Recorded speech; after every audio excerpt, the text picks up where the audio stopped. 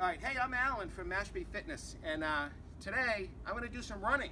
It's hot and it's humid, and what I'd like to do is I want to share with you some things you can do just to make running in the heat and the humidity just a little more safer for you. Okay? Number one is you want to acclimate yourself to running in heat and humidity. How would you do that?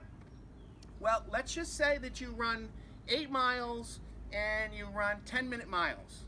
Okay, you may want to run 6 miles at 11 minutes and then just gradually just kind of acclimate yourself to your running, okay? So you don't just jump out in the heat and the humidity, because it's really going to tire you out real fast, okay?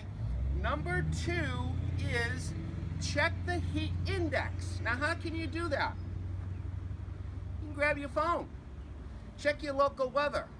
What is the heat index? Well, it's a combination of the temperature and the relative humidity to get the quality of the air, okay? So let's just say it's 90 degrees and the relative humidity is 70%. Ouch! That means it's about 106 degrees air quality. Ooh, that's a challenge for a lot of runners, okay? It doesn't mean you can't run or shouldn't run, but you need to take some steps to precaution yourself. The first thing I would do is I would drink water, about 16 ounces of water, about 2 hours before my run. Why 2 hours? Well, it gives the opportunity for the body to absorb that water, get it through your body and do what it has to do. And number two, it cuts down on those pit stops you might have to make along the way as you're running. I think you know what I mean. Okay. Number two would be, when you're running, you want to drink more water along the run. Okay, you want to stop along the way and have a sip of water. You don't want to wait until you're thirsty. You don't want to be dehydrated to have water. There's nothing worse than being 4 miles out in an 8-mile run and not having water.